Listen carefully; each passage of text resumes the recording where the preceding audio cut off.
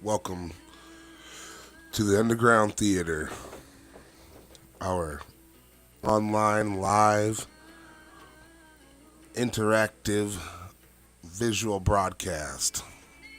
We appreciate you all for coming out today and viewing with us. Today, we're going to talk about a topic that I hold very dear to my heart and for unspoken reasons, but I want to show you all a few pictures. I'll play this song of mine. It's kind of a anthem song to a page that I not only support, but that I have a lot to do with. It's Domestic Violence Against Men Ohio. You can find that on Facebook. I'll put the links in below. Again, make sure that you not only hit like, but you hit the follow button and subscribe, and do the same with the Facebook page. Again, that's Domestic Violence Against Men Ohio. Hashtag stand up, speak out. Hashtag not violent, not silent. Today we're going to cover a topic of domestic violence. And I know, that can be a sore subject for a lot of people. It's hard to understand, how people find themselves in domestic violence situations and what to do, where to go, how to seek help. So today we're gonna cover just what I know about it and how it has affected my personal life and just different things about domestic violence, specifically domestic violence against men, which is right now it's a topic that is not widely covered. It's a very closeted topic, and like I said, it's something that I hold dear to myself. With domestic violence against men, sometimes a lot of men have a hard time speaking out, and seeking the help that they need due to embarrassment, ridicule, etc. But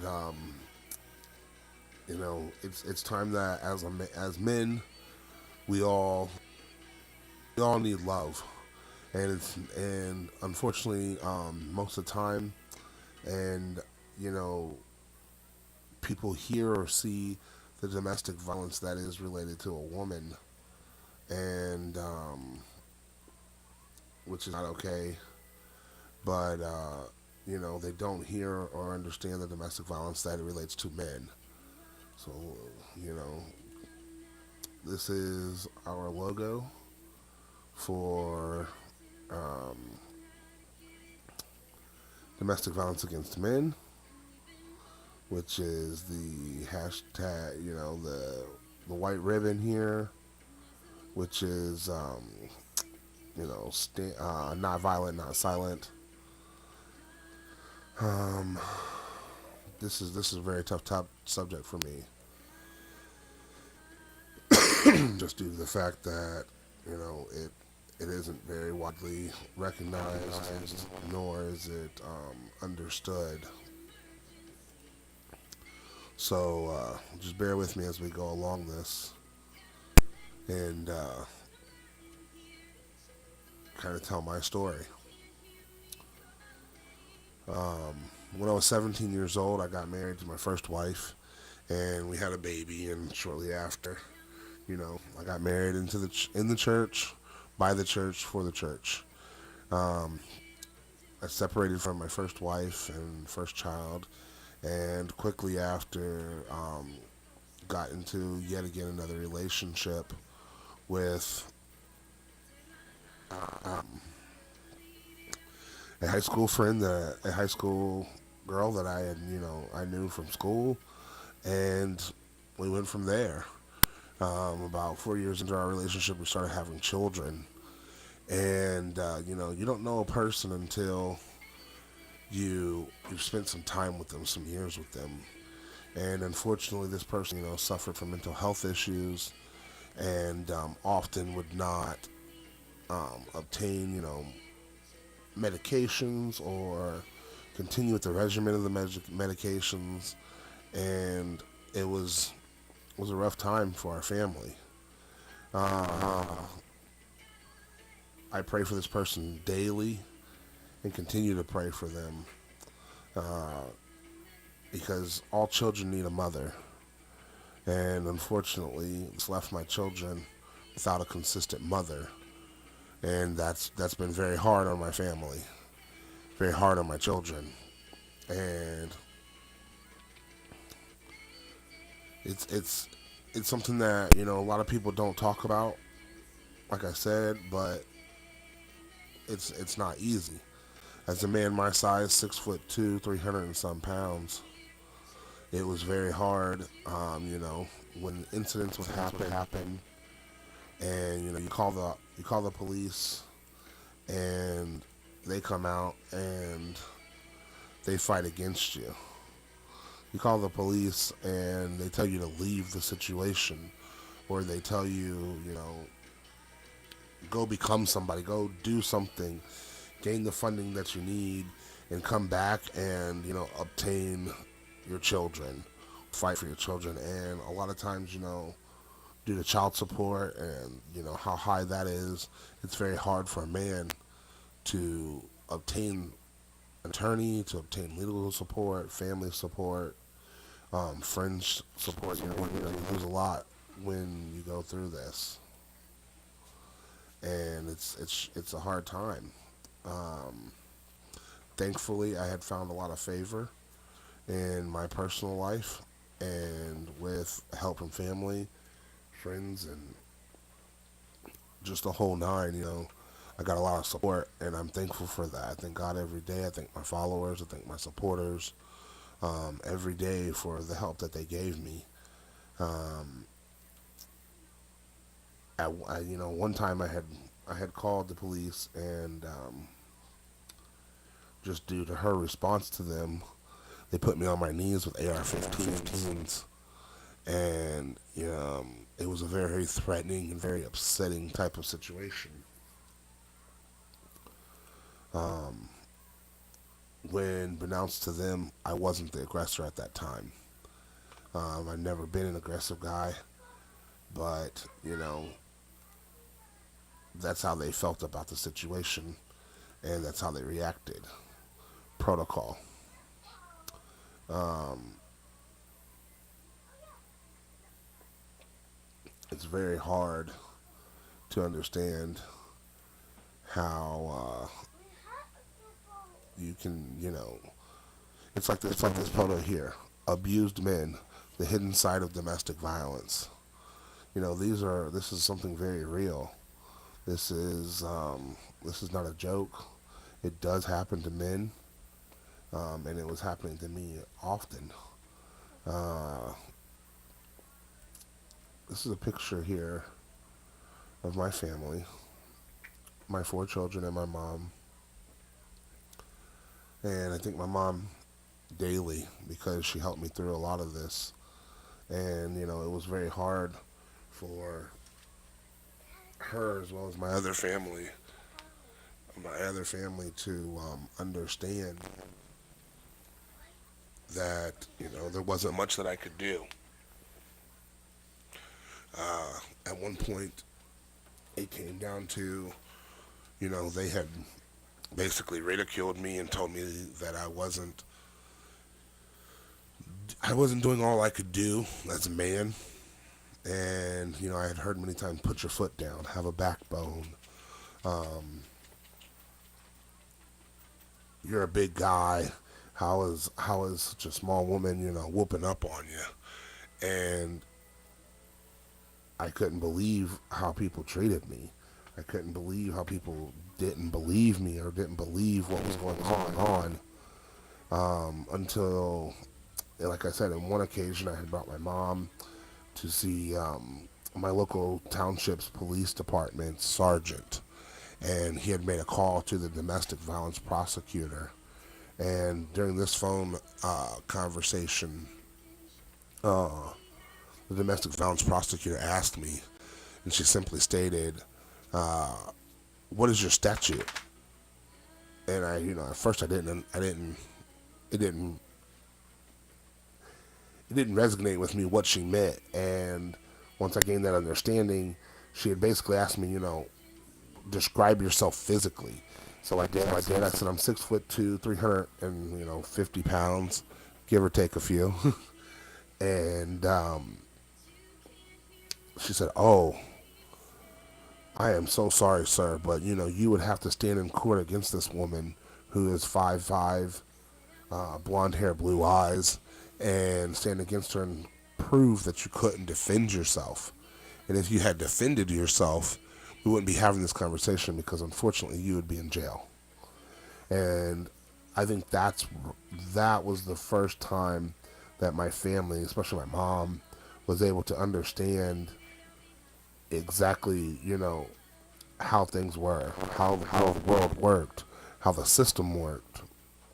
And it's not very pro men.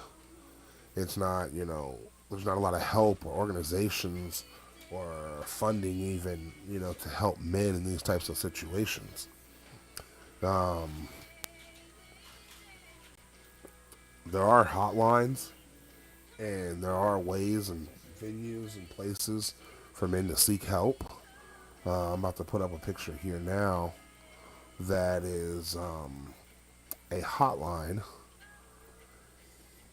Here's a domestic abuse helpline for men and women.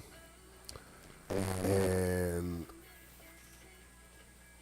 places like this, I would often call them, and they give the general information of Choices, a place called Choices, which is an organization to help abused people. But they didn't have much for men. They didn't have answers. They just, everyone always said, leave the situation, sir. Remove yourself from the situation, and then see what you can do. And that would be me leaving my kids, in a sense, in danger. And, without their father, I've been there since day one, and I just wasn't prepared to do that. And that just wasn't something I was prepared to do. I didn't feel that my children, would want that. So I never did. And I continued to take the mental, physical, and emotional abuse from my spouse at the time, and it just continued. And we had arguments. We had some major arguments. I'm talking big arguments. And it wasn't good situations. So, and that's not good for children to see those types of things.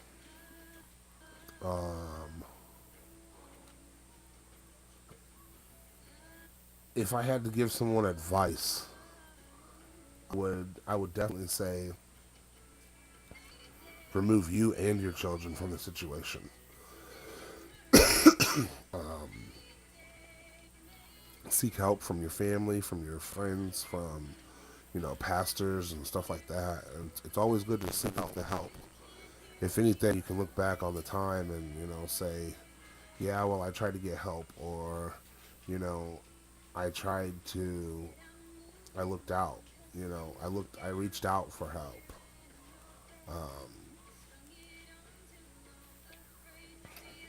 The statistics of things that are for and against men are very, very high. 1 in 4, I think it's 1 in 4 men are abused. And the numbers of abuse towards women versus men are very close. There's like a difference of, I believe the difference in the numbers was 500 that were reported. So a simple number of 500 out of thousands that would be reported and men can't get any help. So it's very real. It's very real. Um, it's a very real topic. I would love to hear from my viewers, questions and just anything anybody can come up with. Uh, you know, on my domestic violence page, which is Domestic Violence Against Men Ohio, you know, what we do is post memes that are very it's like this picture here, single dad life, are very uplifting and empowering to men, um, to show that we can do it too, that we are out here doing that. There are men who are positive structures in their children's lives. I mean, I cook, clean, and do hair. That's been a statement of mine, and I stand up on that. It's an awesome feeling when someone compliments your child, or gives you a compliment about your child and how they look, or how they're dressed, or how well they are, and in your mind, that you did that. That was you. And as a man, those are stereotypically things that men don't do. I mean, I fed babies, I changed diapers, the whole nine, and I don't want to make this too long, but these are things that men are out here doing. And I think the men that are doing it, and the men that are faithful and upstanding fathers and images of their community, need more recognition. And that's what DAHMW, which is Domestic Violence Against Men, DVAMO, uh, represents, is, building up men that have experienced domestic violence in their life. Um, the numbers are real. How it works out is very real. I mean, these things happen to men daily, and I think no one should be hurt. No one should experience abuse. No one should be hit, punched, slapped, cursed, or abused in any way. But especially in front of children, when children are involved, I think that as adults, you have to, you make that choice, and it's hard because you go into a breakup, and it leaves the child with, this picture isn't showing up right. in this picture, it's I'm trying to figure out why it won't show up right. Um, because the way that I wanted the picture to go. Let's see if I get smaller. If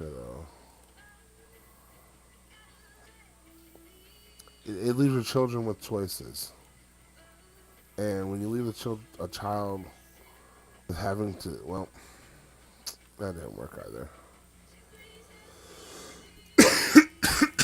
But it's supposed to say, it's supposed to be a picture of a child's shoes, standing in front of a sign that is a left and a right, mom, and right to the dad. And my children often sided with me.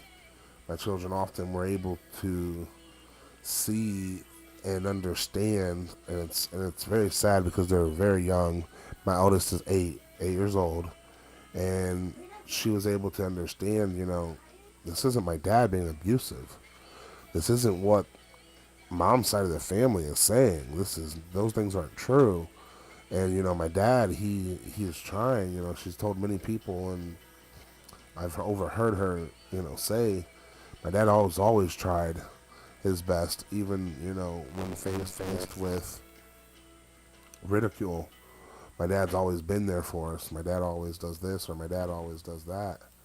And I'm very thankful to have a daughter that understands, because this wasn't my ideal of life. I didn't set out to be a single dad. I set out to be the best dad I can be, and that has never changed, and it won't change. I love this post right here that I made to the Domestic Violence Against Men Ohio page. Um, Again, another meme that is just empowering. We don't choose this. No one chooses to live that single life. You know, when they have children. The ideal of the American way, the American lifestyle, all American, so to say, or happy home is, between two parents. And, I have my own views on parental homes, so to say. But, when you have, that doesn't matter. When you have two loving parents is what matters. And those parents have to love each other, love the children, and love their situation and their life. And if that's not being presented, then it affects the children. And once it starts affecting the children, you know, some things can't be taken back. Some memories, some things that kids see, you can't take them back. And again, the next thing it leads to is now you're leading to, custody battles and stuff like that.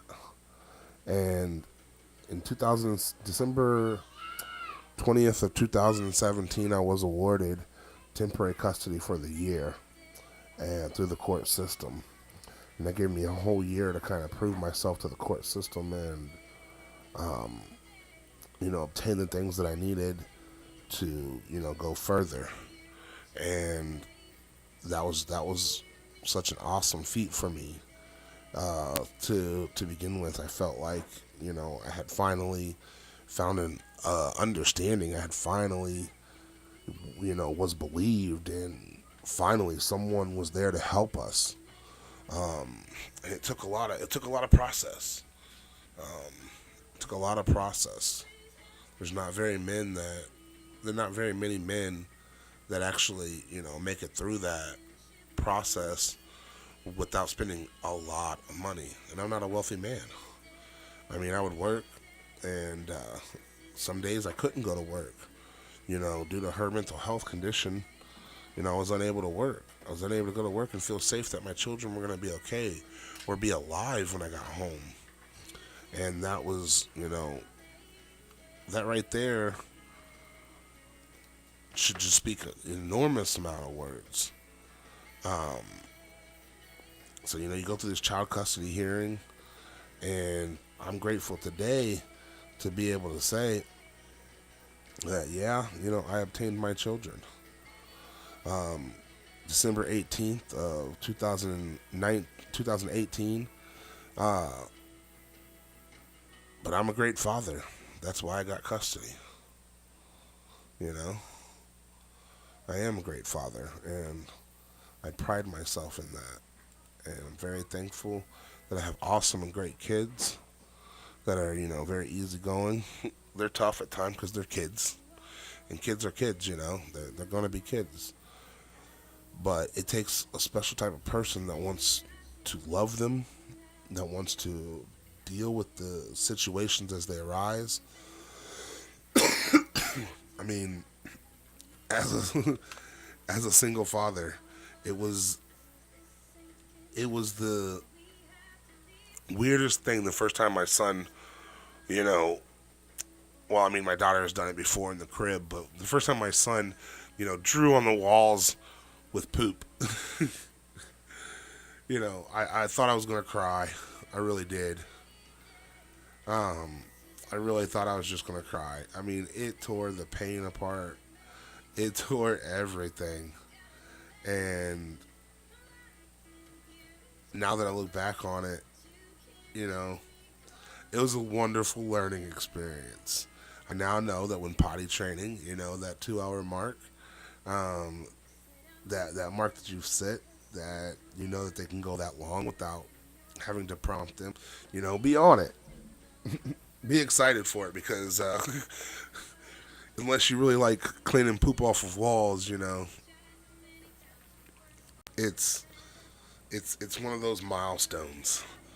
But again, I appreciate all of you listening, and I'm sure I'll talk about it again. I just it was just something I wanted to speak on. I've been looking and searching for topics, and this is something I know well about. And if you or yourself are in danger, you yourself or anyone you know is in danger, immediately call 911. Seek help. Um, we'll put that on there. If you need help, if you're a man who's been abused, don't be afraid to speak out. Don't be afraid to look for some help, because it's hard when you're fighting a battle that you can't that is physically being affecting you, but you can't physically fight back. And when you can't physically fight back, it's very hard. And I, you know, I want to look to you all and tell you all that it's going to be okay. You're going to get through this. Um, I'm a big dude, and like I said,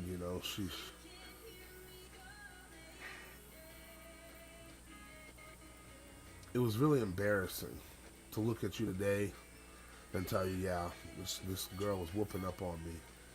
She was getting me good every chance that she got, whether or not it was words antagonizing me, or hitting me and then jumping in my face, spitting in their face, you know, and then saying hit me, so you can go to jail.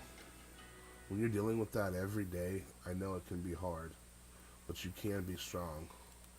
And sometimes, for yourself, if not for yourself, for your children, sometimes it's time to wave the white flag and accept that Mayday. That, to save the sinking ship, you have to jump, because that's what you got to do. So make sure you get yourself some help. Um, my kids are starting to wake up. We had a powwow in the living room, watching movies. It's a weekend. These are the great things that we get to experience. These are very much so the great things that when you look back on everything that has happened, that you will be able to say, but look where we're at now. Look how we're safe. Look at the new norms. You have to create and surround yourself with new normalities, with a new lifestyle, a new way of life. And it's not easy. It's not easy. I have 4, so which are 8, 6, 5, and 3 years old, and I love them. I love them to death. That's my till death do us part, and because I will love these children until I die. Um, but you don't have to be a victim. You might be a victim, and you might be in a victim situation, but you don't have to be. You can make that choice today. The choice to get help, the choice to seek help, and to change your ways, and to change how things are just done around and in your life. And that's what I ask you to change today. So if you know anyone who's been abused or who is being abused, definitely call your local police department and make a report. And if you yourself are being abused and you just need someone to talk to, call this number here at 1-888-743-5754. Again, that's 1-888-743-5754. Or send us a message at Domestic Violence Against Men Ohio. And I'm sure that, someone a part of our team can be here to assist you. And definitely, this is what we're looking for. We're looking for people that we can help, people who are ready for the help. And sometimes you don't know if you're ready, but you know what? We'll be here to guide you through it. And we're expecting you. We're looking forward to you coming out. Again, thank you, and thank you all for your likes, your comments, and I look forward to hearing from you guys. Again, don't forget to hit that button down below of the likes, follows. Make sure you subscribe to our channel. We're gonna have different mini conversations like this, and I'm excited. I'm excited to see how it all turns out, because there's the Facebook there. Domestic Violence Against Men, Ohio. And as you can see, our logo, the white ribbon, stand up, speak out. Um,